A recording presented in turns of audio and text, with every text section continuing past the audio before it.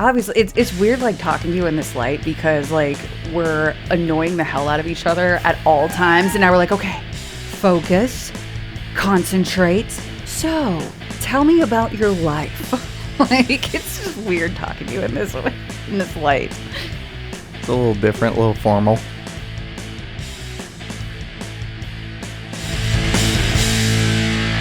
All right, hey, welcome back. Welcome in.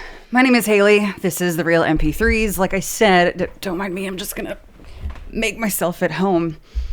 Like I said, on the last episode when I was talking about how much I hate camping at music festivals, I said that my next guest is going to be somebody that I love very much. Did you hear that when I said that in my last episode? Yes. No, you didn't.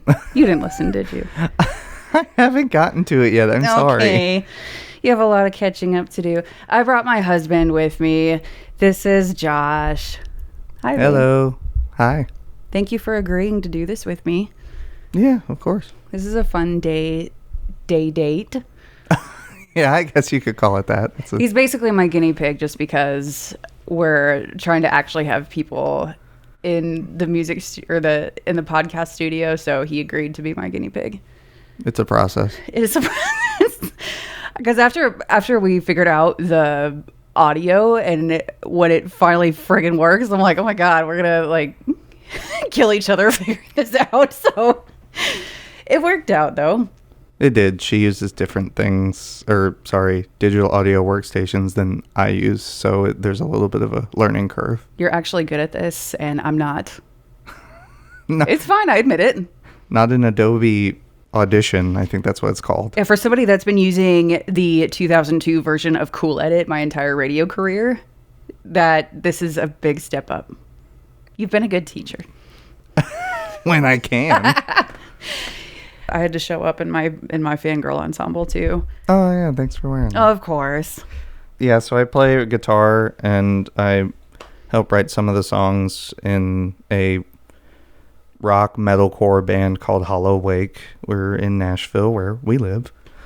And yeah, we've been doing that I think we're in the 4th year of it, but I don't think we really were able to really get into it until the beginning of 2023. I think the first release was in 2022. So yeah, about 4 years. What other names were you coming up with, like the transition from Causeway to Hollow Wake? Because remember, you had like 20 different band names. So I was in a band in high school. We did a talent show just to kind of give an iteration of some of these band names that I've been in and how they've evolved. The band I was in was called Sweet Action. Nice. Yeah. That is such like an 80s hair metal sounding band. It's nowhere near that. It was not supposed to be that at all. We just couldn't come up with a name that we all liked that didn't sound like Dark Twist or something like that. Like, it was just this... But it was an interaction. Bloody Satan. It was this. Oh God! It was an interaction me and my friends always had. Like whenever something awesome happened, we were like, "Sweet Action, man!" Oh my God! That was the whole thing. Let's start a band. I love it. Yeah, we only ever did like 2 shows, and I don't think we played any original, but we were writing original. So, but anyway, I that band kind of just dissolved over time, and then I stopped being in bands for a while, and then I met some friends and I formed a new band. We couldn't come up with a name, and then it was No Longer the Same, which is a very long band name. There are longer ones. I mean, there's I Don't Know How, but They Found Me. There's like that. Death from Above 1979. Yeah, that's a lot. That's like a lot. Yeah. But I mean, they have great fans. That band dissolved as well eventually. Then it was like turned into this like 3-piece between me and Bobby was in 2 of those bands, which Bobby is the singer of Hollow Wake, where it was called When Autumn Fell. So emo. It was very emo. So emo. It was like a mixture of emo with Breaking Benjamin, because Joey, who's a friend of mine, he loves Breaking Benjamin with all of his heart. And I was like, okay, cool. I can get into it.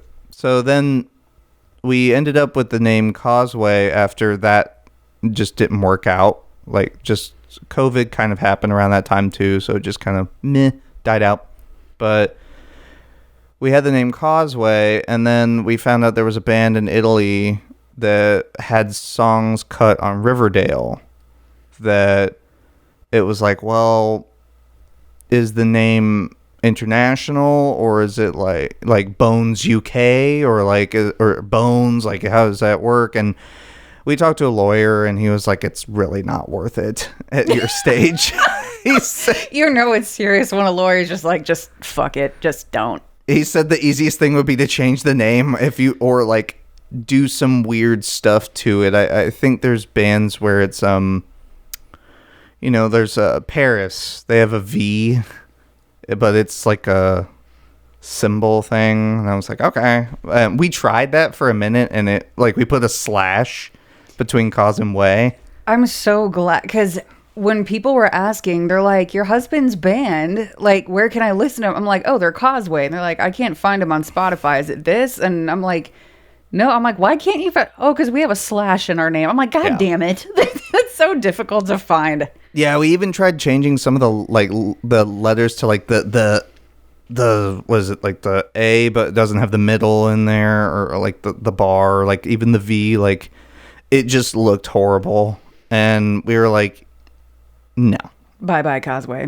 Yeah. So the process of coming up with the name, because we had gotten all these members, and we were there. Well, you already had the logo tattooed on you too, so you might as well. I did not something to do with it. Not like the band name logo. No, like the symbol that we used to symbolize the band. So we had to go with that because it's tattooed on you. You can start to a point. Because otherwise, what does it mean? To a point, kind of tried to come up with something. So we kind of centered everything with the way the logo looks around like either water or wind. And we even tried using our street name at one point. And I liked that name. Like, I was like, oh, that's not a bad name. What was it? 5? Well, don't tell people where we live. Well, And so we decided not to do that. So I guess everybody was tasked with coming up with like 10 names. And then we literally sat like in a room, or like we even used our like texting just to be like, what are your top 3 out of this person's? And then it was, well, I like this one, this one, this one, this one, this one. And then we just kept narrowing it down, and it was a toss-up. It was between Empty Waves and Hollow Wake. I liked Empty Waves because it's kind of easy to say. It's kind of everything, like, it's just easy. But the same thing as a Hollow Wake, because it's a wave behind a ship and stuff. So we were able to kind of use water and wind and all that. I feel like Empty Waves is the alternative, like the alt band version of Hollow Wake. Like, Hollow Wake sounds kind of melancholy, and Empty Waves is just kind of like fun. A little bit. I think so. But I liked that one, but I got outvoted at that. And so, yeah, we went with Hollow Wake. I still think, because there was one that I really liked. It was To What End? And I'm like, that's it. That's there's already a band named that. And I didn't realize how many freaking band names are out there until we were going through all these band names. Same with naming this damn podcast. I went with the first one that came to mind, but then I was going to change it to Dead Air Diaries. And I already made the logo and everything for it. And then I'm like, wait, I wonder if surely nobody has the name Dead Air Diaries. Yeah, there's there's an album called Dead Air Diaries. And there was one other thing. I think it was a book that was called Dead Air Diaries. And it was all copywritten and all that. And I'm like, well, God. It's a different copyright frame, though. You could have still done it. Well, yeah, but also when people search Dead Air Diaries, I wanted to be the first thing to pop up. Now, that's all something that you can... that's manipulated over time. Well, it's basic SEO too that you can, which I learned in school, so it wouldn't be that hard to figure out. But I'm like, no, I want to be the first. So yeah, I looked up and I'm like, wow, nothing is called The Real MP3's. Word, I'll go with that, I guess. After all that searching, because I spent like 2 months trying to come up with a podcast name. I'm like, I'll just go with my first initial thought. So that's what I went with. But Same with podcast names. I had no idea how many names. It's like same with band names. They're all taken. There's a lot. There's definitely a lot. I mean, the lawsuits are fun, or like the cease and desists are fun. We've done that. That was with the guy ended up being nice, but we've done the cease and desist with a guy that was making AI music. And ironically, when we got a hold of him and we had the cease and desist letters, he was like, I had no idea. I thought this was just a cool name. And it was like, okay, you could have Googled, but it's okay. And he was like, actually, if you're ever in the Silver Springs area, you should definitely let me know. I'll run sound for you. And I was like, okay. Yeah, that's a weird way to meet friends. Rip their shit off and be like, by the way, let's hang out. I do like want to hear more stories that you have, like maybe before I was in the picture or something, or whenever I wasn't present. I guess the one I would start with is probably like the first real one I had. Like, I guess going off of, musicians or like even comedians or however you want to go about that. But for music, because that's the prominent thing in my life, and I guess what I've tried to make a career out of in all facets is, so that would be, the topic. But I guess the most prominent first interaction I had with someone, I believe it was with Don Felder from the Eagles. For people who don't know who the Eagles are, just you need to go listen to a lot of stuff. Oh my God, you have some catching up to do. A lot of catching up to do. Hotel California. There you go. That's all you need. That album's great. So Hotel California was the first song I learned how to play using bar chords on guitar. It does require a lot of bar chords, yes. Yeah. And then the solos are not for the faint of heart. No, well, that won't happen with me. No, not for the beginning. Not for the beginning. No, I also don't remember how to play that song, but it'll probably take you 2 minutes to just go look it up. I need to build my calluses back up anyway. Oh, yeah, that's a fun one. Yeah, I think I was... So it was Don Felder with the Eagles. He was not in the Eagles anymore when I had my interaction with him. So my interaction with him was fantastic. It was kind of fun. I think I was in my first year of college. So I was 18, maybe 19. And I was getting into songwriting. I did some songwriting with a band I was in with some friends of mine before that, and that was what I decided when I went to college, that I wanted to, major in music business, but I wanted to learn songwriting too. So I was taking a lot of prerequisite courses, but that you have to take before you can do like actual songwriting courses. So they made you take like history of the recording industry and all that stuff. So there's like a lot of background before you can even, hey, songwriting course. Well, before I was even taking the songwriting courses, I was writing my own songs, as most people do. And my dad messaged me, and he asked, hey, how do you feel, or would you be interested in doing this songwriting workshop with Don Felder of the Eagles at Sweetwater headquarters? I'm pretty sure that's in Indiana. And not to be weird, but I honestly didn't know who that was at the time. I knew the song Hotel California. I had no idea that Don Felder or the Eagles were attached to that. It took my dad kind of learning me a little bit on that. Did your dad say like, hey, do you want to do this course with Don Felder? And you're like, sure, as you're Googling who Don Felder is. No, the first thing I said was, who is that? That was the first thing I said. And I immediately got a call, and he said, what the hell do you mean, who is that? And I said, what? I don't know who that is. And he said, son, Hotel California? And I was like, yeah, I know the song. He said, that's one of the guys that wrote it. That's all you had to say, Dad. And I was like, oh, right. Okay, yeah. When is it?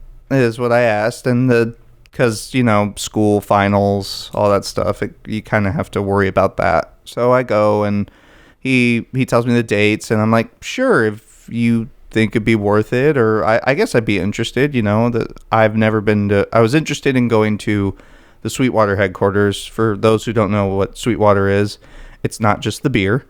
See, because when you said the Sweetwater headquarters is in Indiana, I'm like, no, it's not it's in Georgia. Oh wait, that's the beer. Yeah, that's the brewery. I should have clarified that. There's a Sweetwater Brewing Company, and there's Sweetwater musical instrument sales mecca, basically. Yeah, completely unrelated, I'm sure. Yeah, for sure, 100% unrelated. I don't know why they called it Sweetwater. Maybe just because they wanted it to be easy to buy musical instruments. I need to look that up, actually. That's one thing I don't know. Isn't there a Sweetwater in Nashville? That little divey place behind No, that's Springwater. That's just Springwater. kidding. Just kidding. That's the dive club. Yeah. They only take cash. I think that's correct. Yeah. I have not been in there. I went to a place with you and your mom across the street, like a bar, but I don't think that place is still existent either. I don't think so. No. Anyway, back to what the story. So I said yes to going, and I had never driven that long. I'd never driven into Kentucky or anything because you have to go through Kentucky and such. I think it was like a 5-hour drive, something like that. Beautiful Kentucky. Just gorgeous. A lot of whiskey. Stunning. A lot of whiskey. That's on the list. So I get up there, I think the day before. Yeah, I get up there the day before the workshop. It was just a one-day thing. So you go there, you do this workshop starting at like 8 a.m. And then you're supposed to be able to, you have like lunch all together, and then you have dinner at this restaurant all together as well. And then it's over with. So it's just like a quick weekend thing. So I think I went up there on like a Friday, and it was on Saturday. The funny thing was, you are supposed to, during this, he kind of goes over, Don Felder, he goes over like how he came up with certain songs, one of them being Hotel California, and he performed a little bit for us here and there. I can go into that a little bit in more detail, but you are also supposed to present a song and play it, and this is a group of like 17 people. So you never met them. And well, maybe if you may get lucky and maybe you do know somebody else that went. So you had to actually like put your skills to the test. Yeah. That's not intimidating at all. No, not at all. So yeah, I go there, and I get there the night before, and I actually end up, I'm sick. So I have a cold, which also, this is the first time I've ever booked a hotel on my own too. So this was a whole thing. Or I think my dad booked it, but like checking in and stuff. So I never done the adult thing. I'm so proud of you. I've booked us plenty of hotels. I usually make you do it now. So I go in the hotel, and then I start work. I kind of hammer out a couple things on a song or two. I wasn't sure which one to present. So I had like 2 songs. I get there in the morning, and he just starts kind of, we all get into the room. There's like 17 of us, I'm pretty sure. And we just start talking. He starts like talking and discussing about his life and like how he got there. He had a book that came out right around that time, which we have on our bookshelf. He signed it. One for each of us. It was really interesting just kind of hearing how he came up with some of this stuff. And some of it was around his life. Some of it was around his friend's life. And then it came down to actually having to present. So everybody around the room presented a song. Mine was super long. That I was new to songwriting, so sometimes I was like saying too much, and it was like a 5-minute song. Which, this is my new song, Cashmere. Hope you like it. Which is an 8.5 minute long song. Yeah, that's a long song. So I presented my song, and he really enjoyed it, actually. I was pleasantly surprised. He actually, it was kind of funny. He asked, do you have another one? And I did. And I presented that to him. And he makes it a point to say, I want to give you my personal email. Oh.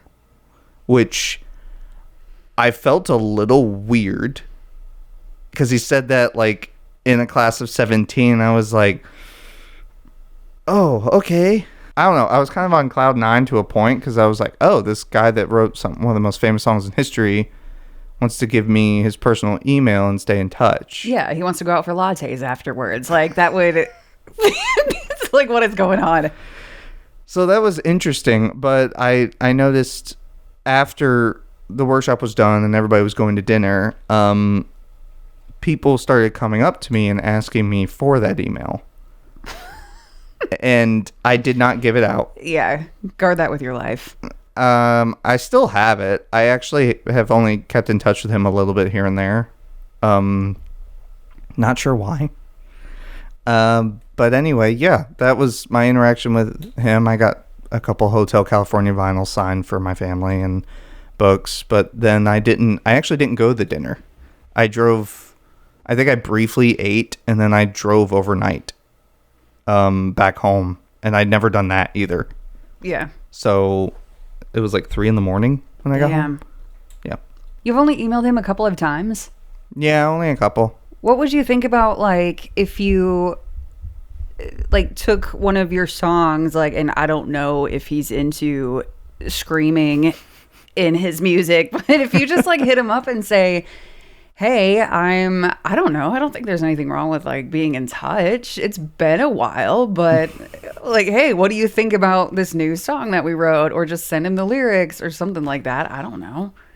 I'm open to it. I'd have to track down that email again. I'm pretty sure I know where it is. I'm pretty sure I've used the same email forever, but I think it's been, like, 10 years since I've talked to him. Yeah. Was his email, like, just super basic? Yes. Like Don Felder at Yahoo.